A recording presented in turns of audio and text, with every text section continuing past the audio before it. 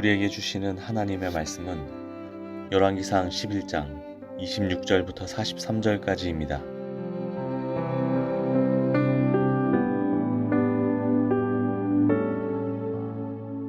느밧의 아들 여로보암은 에브라임족의 스레다 사람으로서 한동안은 솔로몬의 신하였다.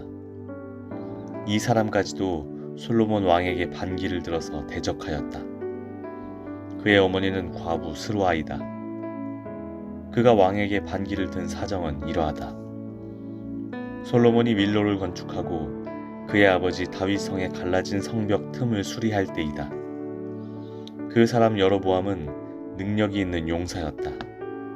솔로몬은 이 젊은이가 일 처리하는 것을 보고는 그에게 요셉 가문의 부역을 감독하게 하였다. 그 무렵에 여로보암이 예루살렘에서 나아오다가 길에서 실로의 아히야 예언자와 마주쳤다.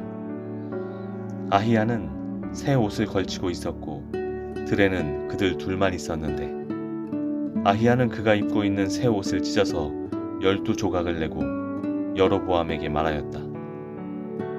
10조각은 그대가 가지십시오. 주 이스라엘의 하나님께서 그대에게 이렇게 말씀하셨습니다. 자, 내가 솔로몬의 왕국을 찢어서 10지파를 너에게 준다. 그리고 한 지파는 내 종 다윗을 생각해서 그리고 이스라엘의 모든 지파 가운데서 내가 선택한 성읍 예루살렘을 생각해서 솔로몬이 다스리도록 그대로 남겨둔다. 솔로몬은 나를 버리고 시돈 사람의 여신인 아스다롯과 모압의 신 그모스와 암몬 자손의 신 밀곰에게 절하며 그의 아버지 다윗과는 달리 내 앞에서 바르게 살지도 않고 법도와 율례를 지키지도 않았지만 내가 택한 나의 종 다윗이 내 명령과 법규를 지킨 것을 생각해서 솔로몬이 살아있는 동안에는 그 온 왕국을 그의 손에서 빼앗지 아니하고 그가 계속해서 통치하도록 할 것이다. 그렇지만 그의 아들 대에 가서는 내가 그 나라를 빼앗아서 그 가운데서 10지파를 너에게 주고 한 지파는 솔로몬의 아들에게 주어서 다스리게 할 것이다. 그러면 그가 내 이름을 기리도록 내가 선택한 도성 예루살렘에서 다스릴 것이고 내 종 다윗에게 준 불씨가 꺼지지 않을 것이다. 여로보암아, 내가 너를 이스라엘의 왕으로 삼겠다. 너는 내가 원하는 모든 지역을 다스릴 것이다. 내가 나의 종 다윗이 한 것과 같이 내가 명령한 모든 것을 따르고 내가 가르친 대로 살며 내 율례와 명령을 지켜서 내가 보는 앞에서 바르게 살면 내가 너와 함께 있을 것이며 내가 다윗 왕조를 견고하게 세운 것 같이 내 왕조도 견고하게 세워서 이스라엘을 너에게 맡기겠다. 솔로몬이 지은 죄 때문에 내가 다윗 자손에게 이러한 형벌을 줄 것이지만 항상 그러하지는 않을 것이다. 솔로몬이 여로보암을 죽이려고 하니 여로보암은 일어나서 이집트 왕 시삭에게로 도망하여 솔로몬이 죽을 때까지 이집트에 머물러 있었다. 솔로몬의 나머지 행적과 그가 한 모든 일과 그 지혜는 모두 솔로몬 왕의 실록에 기록되어 있다. 솔로몬은 예루살렘에서 40년 동안 온 이스라엘을 다스렸다. 솔로몬은 죽어서 그의 아버지 다윗의 성에 묻혔다. 그의 아들 르호보암이 그의 뒤를 이어 왕이 되었다.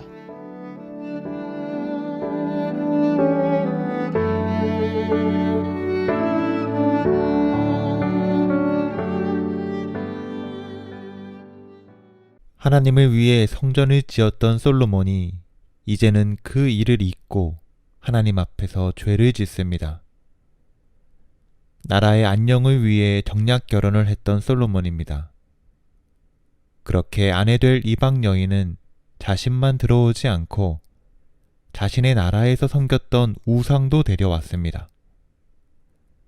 솔로몬은 나라의 평안을 위해 결혼을 이용함과 동시에 그 여인이 가지고 온 우상도 섬겼습니다. 33절에 이렇게 기록되어 있습니다.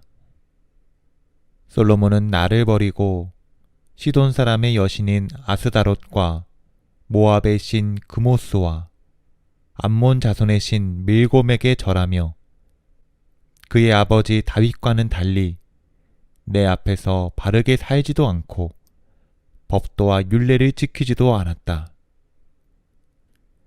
솔로몬은 하나님께 성전을 지은 것까지는 좋았습니다. 그런데 이와 동시에 마음 가운데 우상들을 위한 신전도 지었습니다. 삶 가운데 하나님만을 섬기는 유일신이 아닌 여러 신들을 인정하는 다실론으로 넘어간 것입니다. 역사적으로 지혜가 뛰어난 인물로 평가받는 솔로몬이지만 이 부분에서만큼은 굉장히 우매한 선택을 합니다. 그 지혜는 참 지혜가 아니었습니다. 잠언 9장 10절에서는 이와 같은 것이 지혜라고 이야기합니다. 주님을 경외하는 것이 지혜의 근본이요 거룩하신 이를 아는 것이 슬기의 근본이다. 세상의 지혜는 풍성했을지 모르지만 성경에서 말하는 하나님을 향한 지혜, 하나님만을 경외하는 지혜는 없었습니다. 그 죄의 결과로 이스라엘은 북이스라엘과 남유다로 분열되게 됩니다. 우리도 솔로몬만큼의 지혜는 없습니다. 그러나 주님을 경외하는 지혜만큼은 분명해야 할 것입니다. 그런 점에서 나에게는 솔로몬과 같은 모습은 없는지 점검해 보아야 하겠습니다. 나의 삶에서 유일하게 신뢰하는 분은 하나님이신가? 나는 하나님만을 의지하는가? 이러한 마음의 방향이 중요합니다. 물론 모든 일을 열심히 하고 최선을 다해야 합니다. 우리가 기억해야 하는 것은 세 가지입니다. 첫째로, 시작은 하나님으로부터 시작됩니다. 하나님께서 허락하지 않으신 일은 나로부터 시작될 수 없습니다. 가정도 직장도 내가 만나는 사람도 깊게 보면 은혜입니다. 어떤 점에서 본다면 눈으로 보고 냄새를 맡고 귀로 듣고 여러 가지를 느끼고 생각할 수 있는 것도 은혜입니다. 하나님께서 시작할 수 있도록 열어주시는 은혜가 없었다면 어떠한 일도 우리로부터 시작될 수 없습니다. 둘째로, 어떠한 결과든 하나님의 뜻이 있다는 것입니다. 우리는 우리가 원했던 결과가 나오지 않을 때 하나님을 원망하고 불만을 이야기할 수 있습니다. 그러나 큰 맥락에서 볼 때 거기엔 하나님의 계획하심이 있습니다. 요셉도 보디발의 아내의 누명으로 감옥에 가지 않습니까? 그런데 요셉은 그 낭망할 만한 장소에서 하나님과 함께하는 것을 택했습니다. 그리고 하나님의 때에 애굽의 총리가 되어 가뭄으로 죽을 수밖에 없는 수많은 생명을 살리는 일을 수행하게 됩니다. 모든 일의 시작에는 하나님의 은혜가, 결과에는 하나님의 계획하심이 있습니다. 이것을 믿고 구하면 하나님 외의 우상들을 저버리고 하나님만을 따를 수 있게 됩니다. 셋째로, 하나님을 위한 일이라는 것을 고백해야 합니다. 솔로몬은 어쩌면 자신의 지혜에 빠져 자기 자신을 높이는 일에 몰두했을지도 모릅니다. 그런 의미로 본다면 하나님의 성전을 짓는 일도 하나님을 위해서라기보다 어떻게든 자신의 업적을 남길 기념비로 세운 것은 아닐지 하는 생각이 듭니다. 물론 그때만큼은 하나님을 섬기는 마음으로 성전을 지었을 수도 있습니다. 그런데 훗날 우상을 동시에 섬기는 모습을 보면 그 하나님을 향한 처음 마음이 어떠했느냐는 상관없이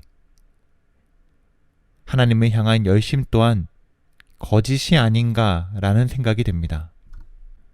자신의 경험, 자신의 입지, 자신의 지혜만을 자랑하고 세우는 것은 이 땅에서 나그네 삶을 사는 사람들에게는 의미 없는 일입니다.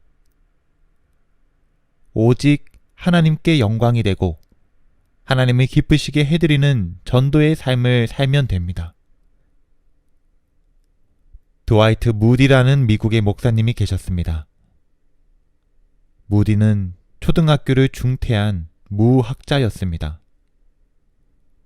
그렇지만 그는 거룩한 복음 사역을 위하여 훌륭하게 하나님을 섬긴 사람이었습니다. 어느 날 그가 설교할 때 설교를 모두 들은 교인 하나가 그에게 가까이 다가가서 이렇게 말했습니다. 무디 선생님, 1시간 설교하시는 동안 문법을 24번 틀리셨습니다. 그러자 무디는 이렇게 말했습니다. 그렇습니다, 형제님. 저는 한 번 설교에 24번 틀리는 문법을 가지고 오늘 많은 사람을 구원받게 하였습니다. 당신은 틀리지 않는 문법을 가지고 얼마나 많은 영혼을 하나님께로 인도하고 계십니까? 선교학자들은 무디가 전도한 사람이 약 100만 명에서 130만 명가량 될 것이라고 추산합니다. 그렇습니다. 하나님께서는 지혜롭고 공부 잘하는 사람만을 쓰시는 것이 아닙니다. 어떠한 지혜와 경험이 있어도 순결한 마음가짐으로 하나님께 은혜를 받고 하나님을 전하려고 하는 마음이 있느냐, 사망의 그늘 가운데 죽어가는 영혼들에게 참 생명이신 하나님을 전하고자 하는 마음이 있느냐, 하나님은 이 마음과 삶의 방향을 보십니다. 우리 모두 이 땅의 어떠한 것과도 비교할 수 없는 참 생명이신 하나님을 전하시는 삶을 살 수 있기를 주님의 이름으로 축복합니다.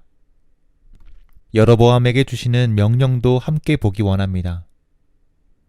38절에서 내가 명령한 모든 것을 따르고 내가 가르친 대로 살며 내 율례와 명령을 지켜서 내가 보는 앞에서 바르게 살라, 이렇게 말씀하십니다. 한마디로 내가 주는 모든 기준대로 순종하며 살아가라는 말씀입니다. 이 말에는 네가 왕이 될 것이지만 진짜 왕은 나 하나님이다 라는 의미가 내포되어 있습니다. 우리도 나의 삶의 왕일 수 있습니다. 그러나 나의 삶의 진정한 왕은 하나님이십니다.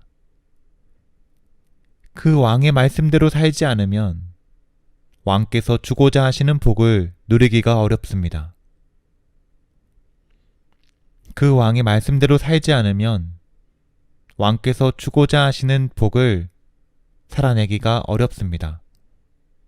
그 왕의 말씀대로 하지 않으면 왕께서 주고자 하시는 복을 누리기가 불가능합니다. 우리가 하나님의 편에서 생각하고 선택할 때 세상적으로 우매해 보일 수 있습니다. 그러나 예수님도 십자가를 지시기 전 하나님께 드린 기도에서 이렇게 고백하십니다. 마태복음 26장 39절입니다. 예수님께서는 조금 더 나아가서 얼굴을 땅에 대고 엎드려서 기도하셨다. 나의 아버지, 하실 수만 있으시면 이 잔을 내게서 지나가게 해주십시오. 그러나 내 뜻대로 하지 마시고 아버지의 뜻대로 해주십시오. 우리도 예수님의 순종을 닮아야 합니다. 하나님의 뜻이라면 십자가도 질 수 있다. 이런 희생과 용기의 마음이 없다면 아직 하나님을 향한 사랑과 신뢰가 얕은 것은 아닌가 점검해 보아야 할 것입니다. 우리에게 약속을 주시는 하나님은 어떻게든 우리와 관계를 맺길 원하시는 자비와 긍휼, 사랑과 용서의 하나님이십니다. 그 하나님의 따스한 명령에 귀를 기울이고 삶의 영적인 선택을 쌓아가는 저와 여러분 되시기를 주님의 이름으로 축복합니다. 기도하시겠습니다. 주님, 우리에게 오늘 하루를 열어주셔서 감사를 드립니다. 자신의 지혜에만 빠져 있었던 솔로몬과 같이 되지 않는 우리가 되기를 원합니다. 우리의 삶에는 오직 하나님밖에는 없습니다. 모든 일의 시작과 끝에는 하나님의 은혜와 계획이 있음을 믿고 끝까지 포기하지 않고 용감하게 일상을 살아갈 수 있도록 영적으로 굳세게 붙잡아 주옵소서. 그리고 주님의 말씀에 순결하게 순종하기 원합니다. 예수님이 주님의 뜻대로 십자가를 지심으로 인류를 죄에서 구원하셨던 것처럼 삶에서 만나는 어려운 일 가운데 십자가를 지고 나아가기를 선택할 때 부활의 영광을 마주할 수 있도록 모든 일들 가운데 주관하여 주옵소서. 감사의 마음으로 십자가를 칠 수 있기를 간절히 바라며 우리의 구원자 되시는 예수 그리스도의 이름으로 기도합니다. 아멘.